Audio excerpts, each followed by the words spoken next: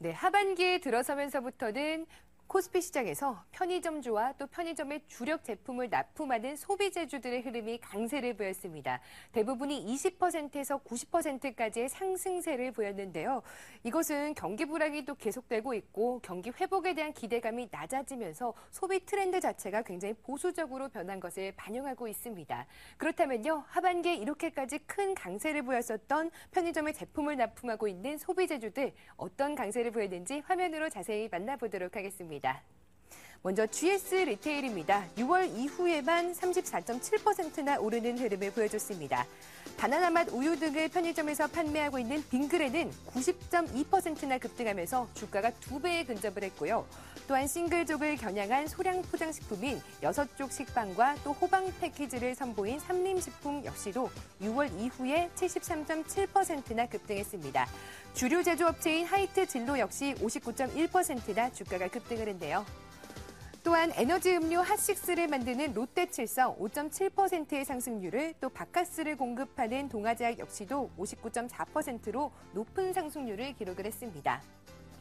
이렇게 종목들의 승승장구들이 이어지고 있는데요. 앞으로의 주가 흐름도 계속해서 상승세를 연출할 수 있을지, 또한 이들 종목 중에서는 어떤 종목이 가장 또 투자 유망한지 객장에게 물어봤습니다. 객장 세 곳의 의견부터 살펴보도록 하겠습니다. 오늘은 메리츠증권 영동지점 김소원 대리님 의견부터 살펴볼게요. CJ 제일진닭을 선정해 주셨는데요. 가공식품 성장세가 견조하며 차별화된 경쟁력이 있다는 말씀 주셨습니다. 이 때문에 앞으로의 실적 회복도 큰 기대감을 나타내 주셨습니다. 우리투자증권 천호지점 이민정 주임께서는 빙그레를 선정했습니다. 바나나 맛 우유가 올해부터 중국에 수출을 시작하면서 중국 편의점 채널까지 확대될 것으로 말씀 주셨고요. 또한 우리투자증권 방배 WMC점 김정선 주임은 삼림식품을 선정했습니다. 대표적인 겨울 수혜 식품주를 갖고 있으며 상미당을 출시함에 따라서 신규 모멘텀 역시도 부각되고 있다는 투자 포인트를 잡아주셨습니다.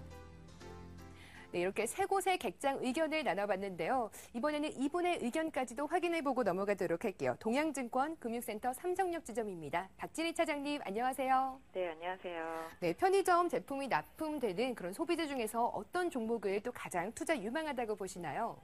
네, 저는 오늘 그 질문을 받고 되게 고민을 많이 했는데요. 소비자들이 소비재 관련주들 사실 원가 하락이라는 부분, 환율 때문에 영향을 많이 받으면서 내수주들이 방어를 하면서 강한 흐름을 보여왔는데요.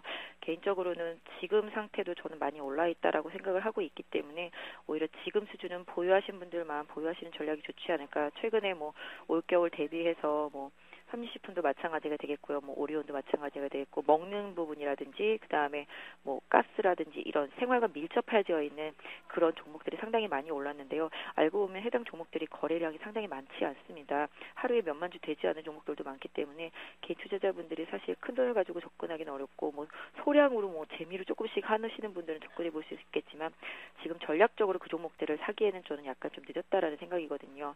오히려 그런 종목들보다는 이제 막 움직이고 있는 IT 관련주들을 중심으로 해서 연말 소비 시즌에 오히려 좀 겨냥하는 대응이 맞지 않을까. 오늘도 거래소 종목들 보시면 아시겠지만 대부분이 IT 종목들이 다 급등하고 있거든요.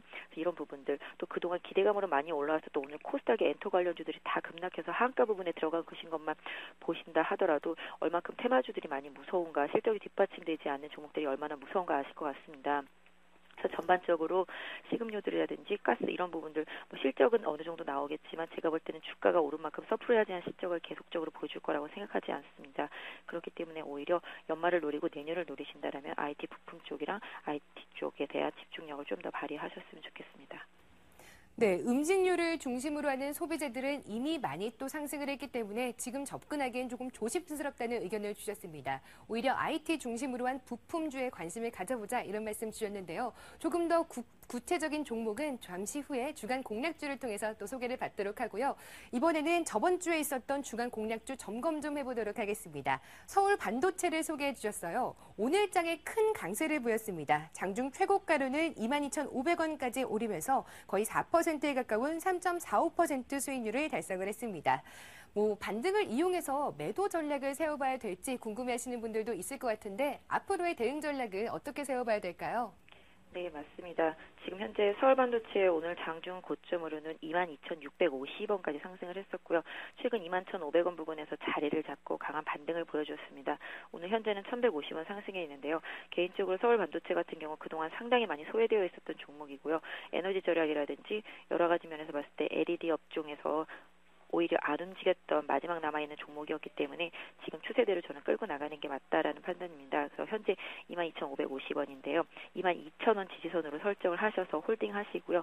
목표가는 한 24,000원 정도로 올려서 계속 보시면 될 것 같습니다.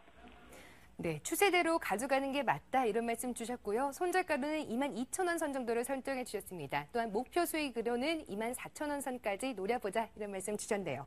잠시 전에 IT 부품 관련주를 중심으로 좀 관심을 가져보자는 말씀 주셨는데 이번 주간 공략주 코너 통해서 소개받을 수 있는 건가요? 네, 이번 주간 공략주로는요, 나노스를 골랐습니다. 사실 최근에 스마트폰 부품주들이 상당히 많이 올랐습니다. 개인적으로도 삼성 갤럭시나 노트에 관련되어 있는 부품주들을 많이 매매를 하는데요. IM이라든지 그 외에 너무 많이 올라서 좀 언급드리기는 어렵습니다만 터치하고 카메라 모듈 쪽은 계속적으로 앞으로도 물량이 계속적으로 딸릴 것으로 보여지고 있기 때문에 내년도 1분기, 2분기까지의 실적에 대한 기대감을 계속적으로 많이 볼 수 있을 것 같습니다. 그래서 최근 오늘 좀 조정을 받고 있지만 최근 수급이 좋았던 나노스를 소개시켜드리겠는데요. 나노스 같은 경우는 다 아시겠지만은 카메라 모듈에 들어가는 IR 필터를 만드는 회사고요. 삼성 갤럭시하고 노트 이런 부분에 납품이 되고 있습니다. 그래서 전반적으로 최근에 주가 상승이 좀 많이 높았었기 때문에 오늘 마이너스 한 600원 정도의 조정을 받고 있는데요. 개인적으로는 한 12,500원 정도만 안 깬다라면은 접근하시는데 무리가 없을 것 같고요. 매수하신다라면 단기적으로도 한 14,000원 정도까지 한번 보실 수 있을 것 같습니다.